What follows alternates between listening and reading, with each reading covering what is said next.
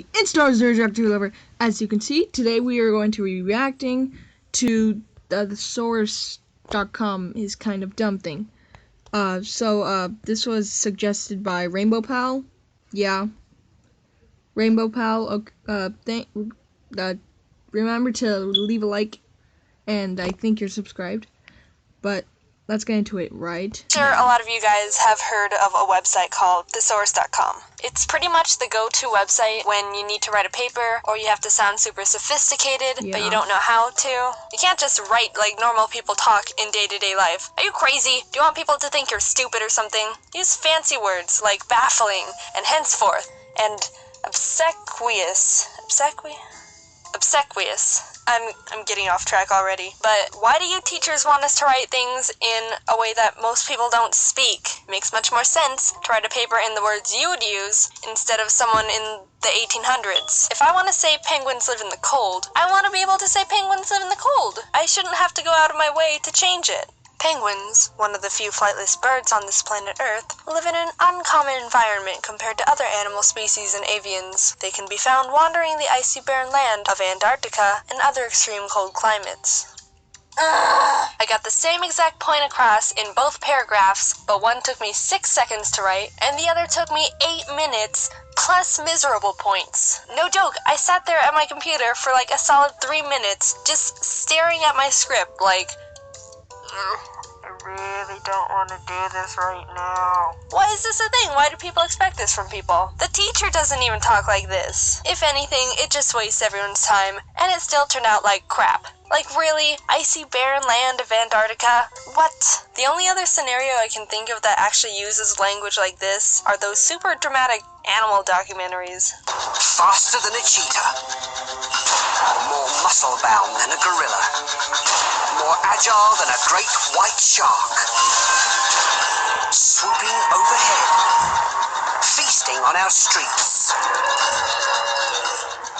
The pigeon. An evolutionary masterpiece hiding in plain sight. Powerful champions of the air with superhuman senses. Learning. Remembering.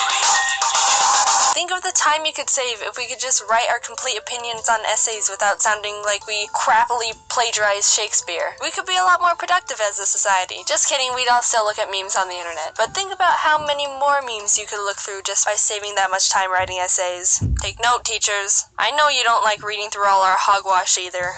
Do it for the memes. Anyway, so you gotta write something important, and you gotta sound smarter than you actually are. Let's be honest, 80% of our generation talks like, hey, LMAO, it's lit fam, cringe. I'm dead.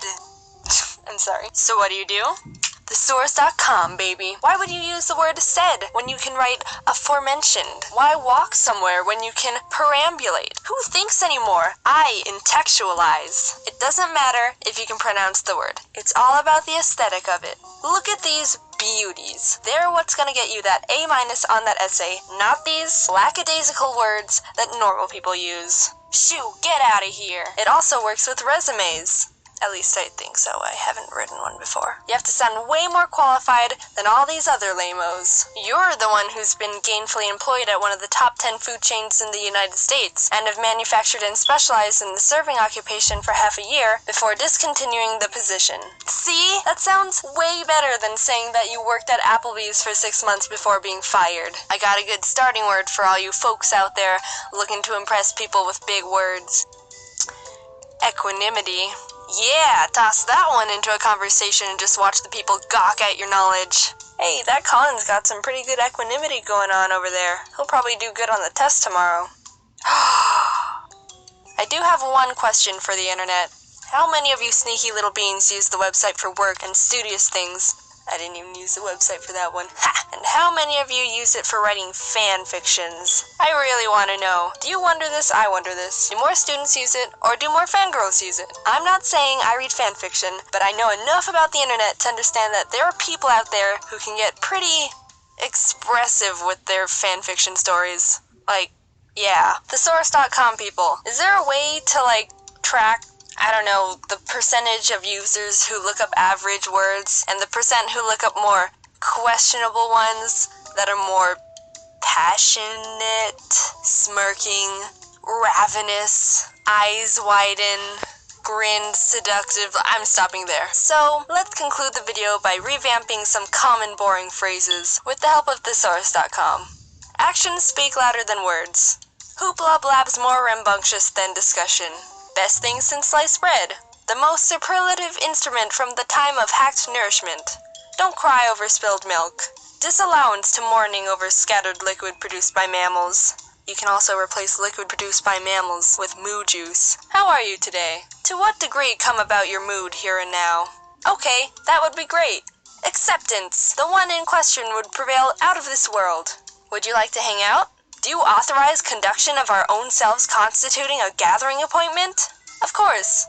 Indubitably. Feel free to use any of these phrases in your life whenever you want. It's my treat to you. Tweet at me if they help you make new friends or if I get you a job. You're welcome in advance. Also, when I was searching for phrases to thesaurus.com eyes, I googled most popular English phrases, and apparently I don't say about 300 kilometers as much as everyone else does. But Amy is John's girlfriend. I ship it. They can be found wandering the icy barren. They can be found wandering the Here's another long word. Supercalifragilisticexpialidocious.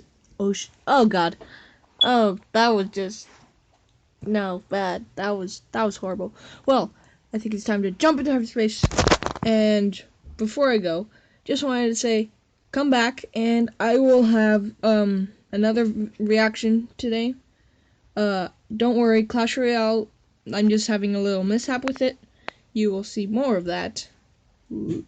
Probably tomorrow, another day, but it's time to jump into hyperspace and say goodbye. Bye. Bye.